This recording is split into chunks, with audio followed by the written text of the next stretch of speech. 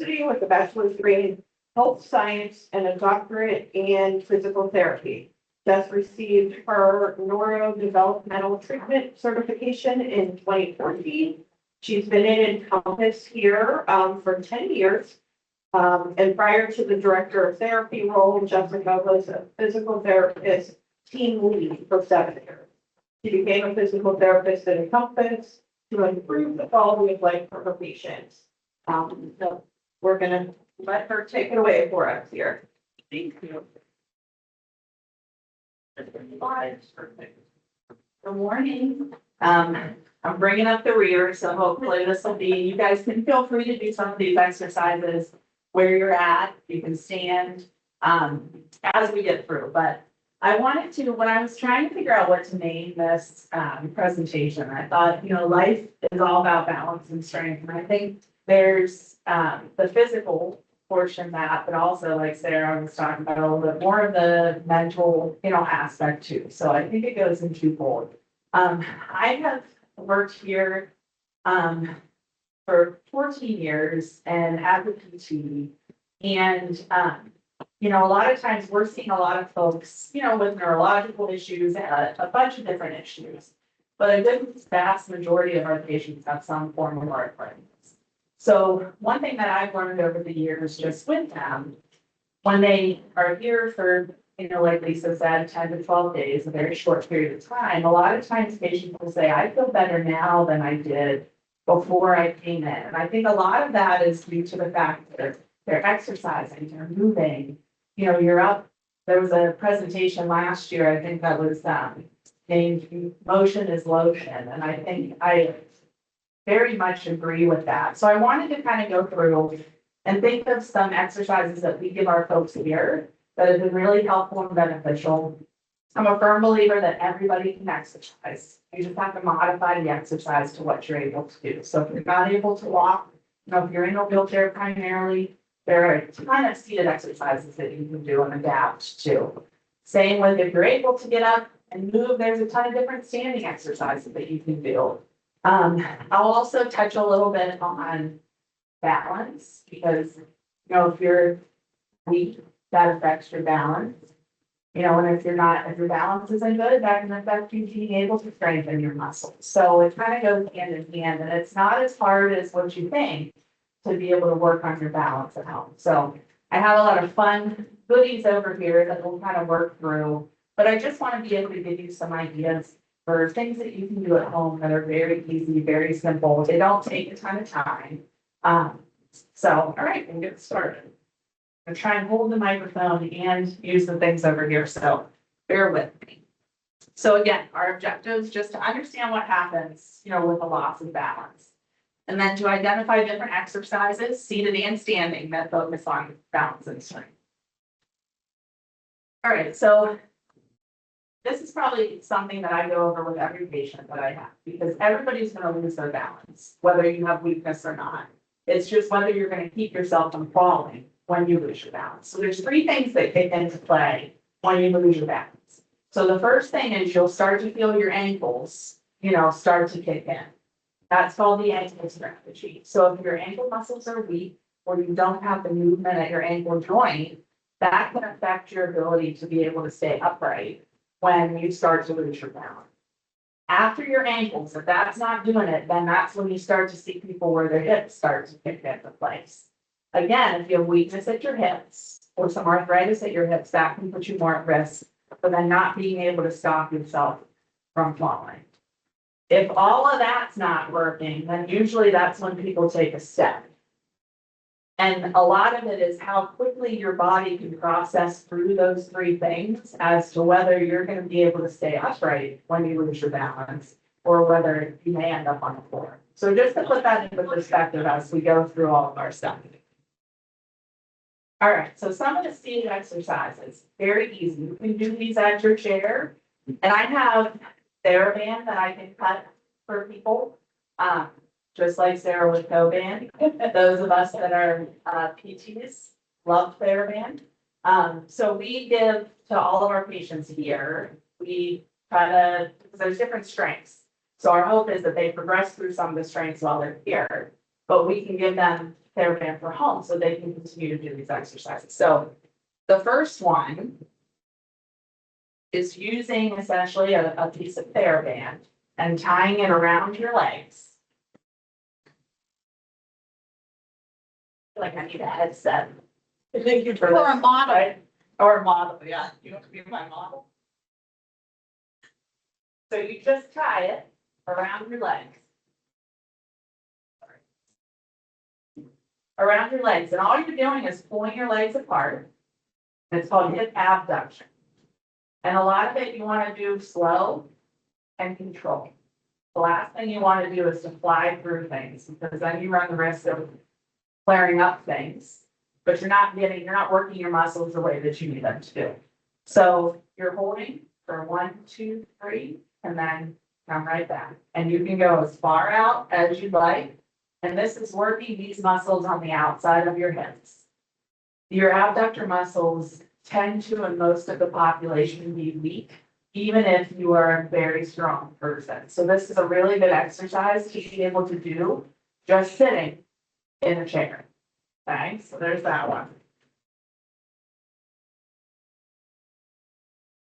The next one, you can use either a ball, a pillow, something that's going to give you a little bit of resistance. So I just grabbed one of the balls that we have in the gym. So again, you can use something that you have at home that's just going to be able to fit in between your knees. So this is working the inside muscles of your hips, or the adductors. And you're doing the same thing. Squeeze, hold 1, 2, 3, and then relax. And you're going to feel that in those muscles on the inside of your hips. So again, something very low, not really pounding on your joints, but you're still getting the muscles of your hips that are engaged. Okay? So that's a pretty easy one to be able to do at home too. Next one, and if you want to, I've had patients that have gotten leg weights to be able to carry this through at home.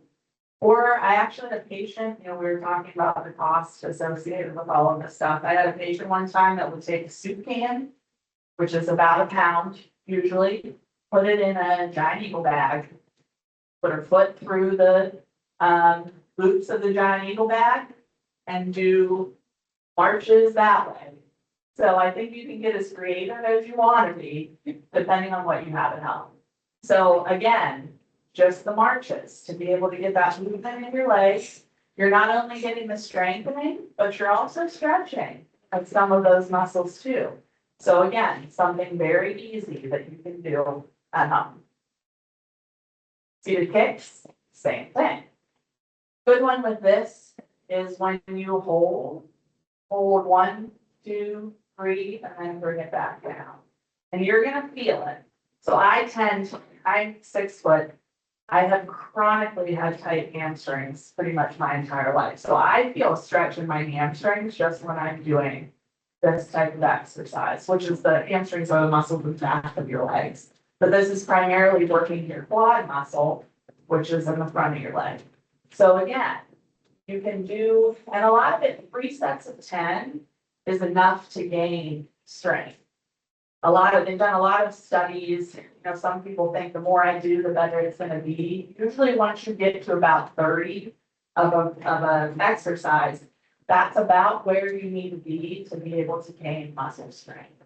So you don't have to do 100 of them. Yeah, and then how many days would you recommend? So we tell our patients here, especially after you're going through the program, if you have a daily, something like this that's very low impact, if you do it daily, or at least 3 to 4 times a week, because you want to continue to use it more for strength and for, flexibility purposes. Even if after you get ready in the morning, if you go through, or at night, before you go to bed. So we try to do it as much as you can, but really, if you have a daily routine, that's always going to be helpful for a lot of reasons.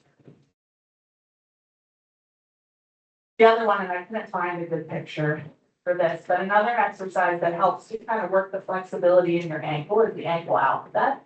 So if you think about it, You're essentially drawing the letters of the alphabet with your ankle or your foot.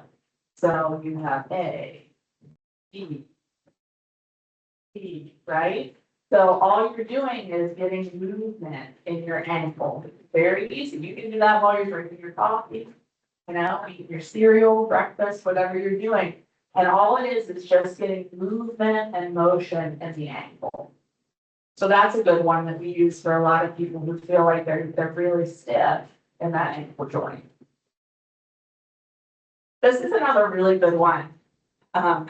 If you have, now you don't even have to use a TheraBall.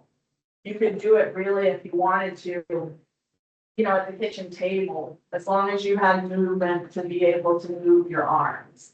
But a lot of times for people, they feel very, tight in their backs or just a lot of weakness in the muscles in their low back too. So basically what you're doing, you can use it for flexibility or for strength. You're just leaning forward and stretching your back. You can go from side to side, depending on where you're at or what your intention is for that exercise. So it could be flexibility where you're just stretching yourself out, or you could use it for strength because you do have to initiate your back muscles to be able to pull yourself back into, so it's a good core exercise. So we do that a lot here with our patients. But again, you don't need a TheraBall. If you have a table cleared off, you'd be able to kind of lean forward on the table too. But as an OT, a lot of our OTs will do towel slides, but get kind of the same thing. So you're holding on to a washcloth or a towel and it helps you to slide on the table in different directions where you're at. So that's something for your low back that is really good. You can use it for your shoulders as far as stretching too. When you're using the towel slides also. So it doesn't just have to be for your back.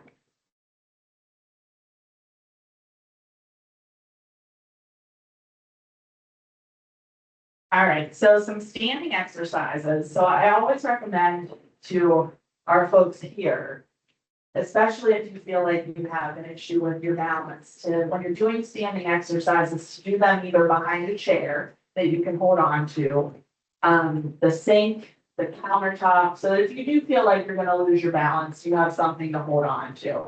It's always a good idea too to have a chair behind you, just in case you feel like you need to sit down. So there's a lot of options to make it safe depending on what your balance looks like too. So the first one is just heel raises. So coming up on your tiptoes, and you don't have to come up. I tell patients here all the time, because you see them all the way up trying to come up on their tiptoes on the, like a ballerina dancer. You don't have to come up that far. So even if you initiate your calf muscle just a little bit, you're getting benefit from that. So depending on what your the motion and the range of motion you have in your ankle, you can still initiate your calf muscles to be able to strengthen with this exercise too. Same thing, 3 sets of 10 does it for this one too. Marches, so again, you're just marching. You can come up as high as you'd like, but you don't have to come up, super high where your knee is up to your chest. Again, we're the abductors, which are the muscles on the outside of your hips. Something very easy. You don't have to do a large range of motion for this. Just initiating just a little bit is enough to strengthen the muscle.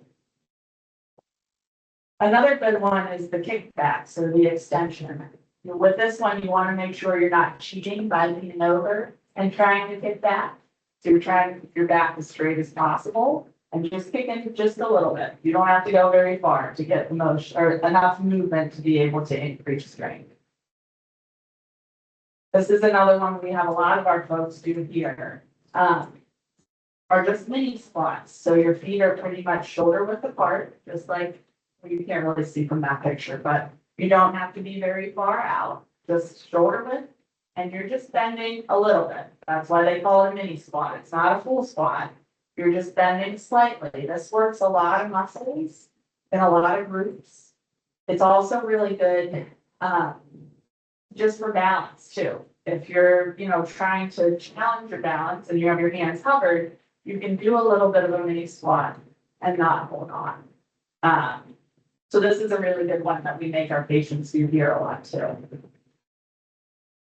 So when you're looking at balance, the nice thing with balance is that a lot of the exercises that you do, you're also using to assess your balance, but you can also use the same thing to challenge your balance. So just by doing different stances.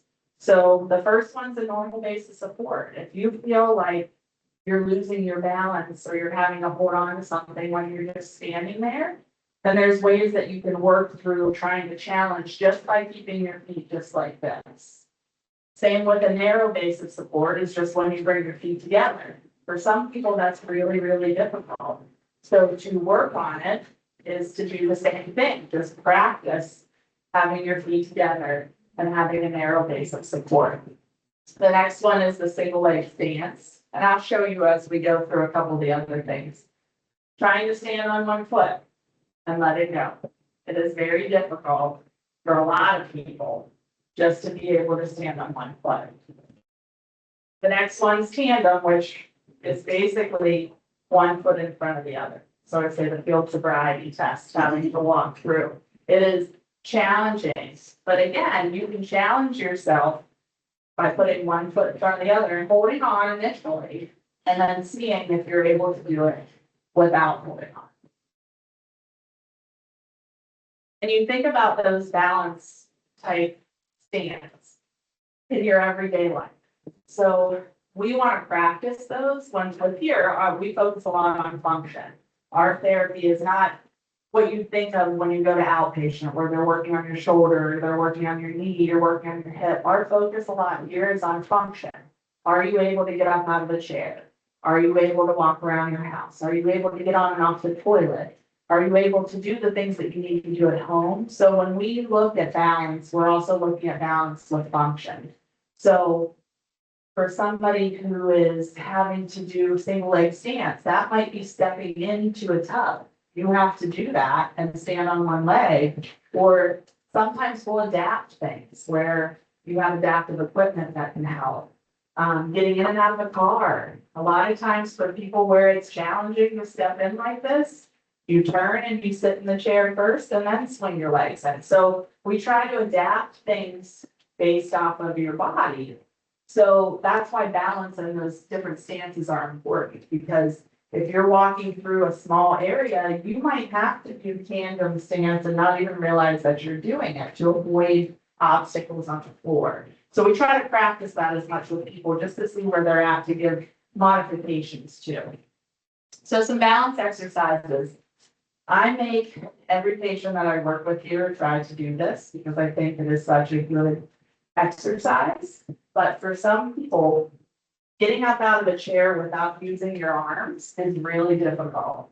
So part of their home exercise programs here, I will tell them, you need to do 10 times. Get up out of the chair without using your arms. If you sit on a park bench, you may not have arms to push off of. If you sit on a low couch, you might not have something to really push off of. So this is an excellent way to work your balance, but also work your strength too. And endurance, because you can increase the number of times that you do it. So you're working kind of everything.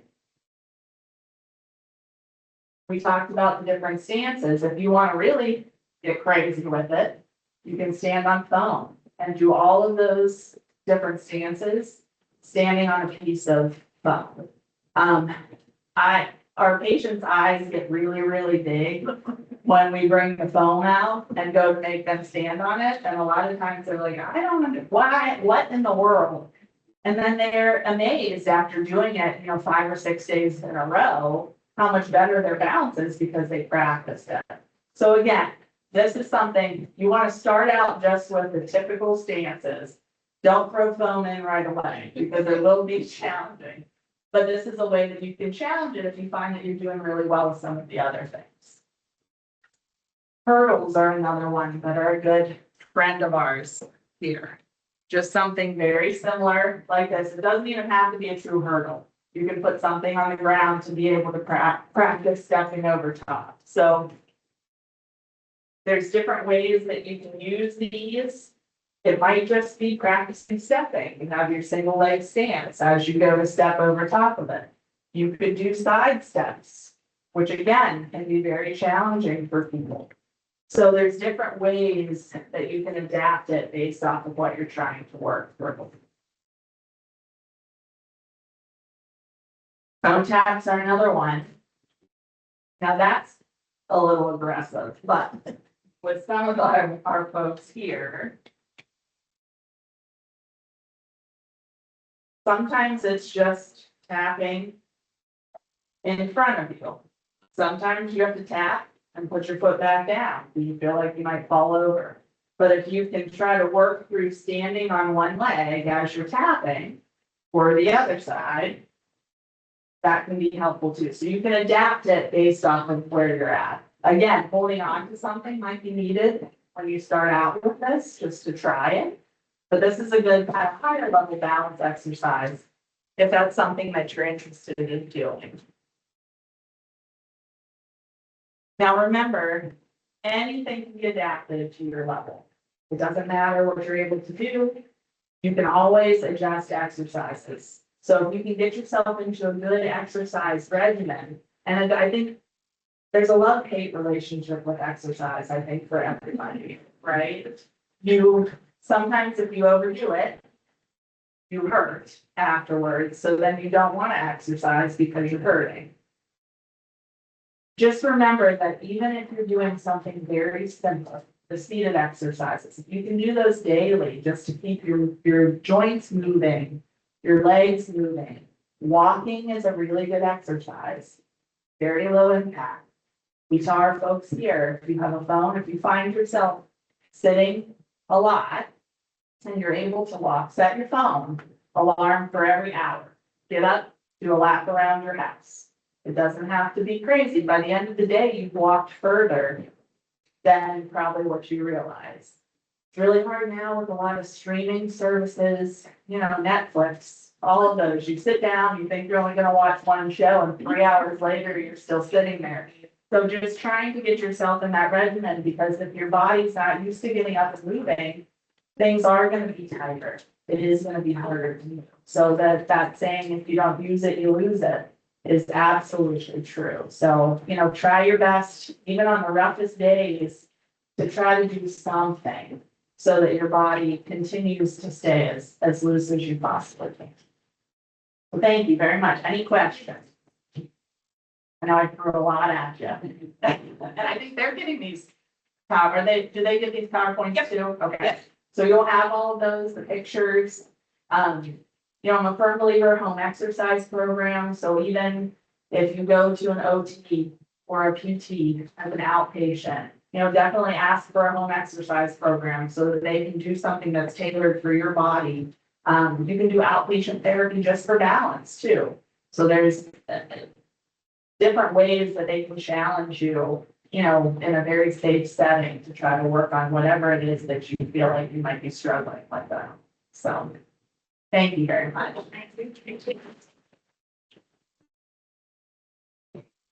I do have TheraBand. I can touch you guys if you'd like before you leave or grab.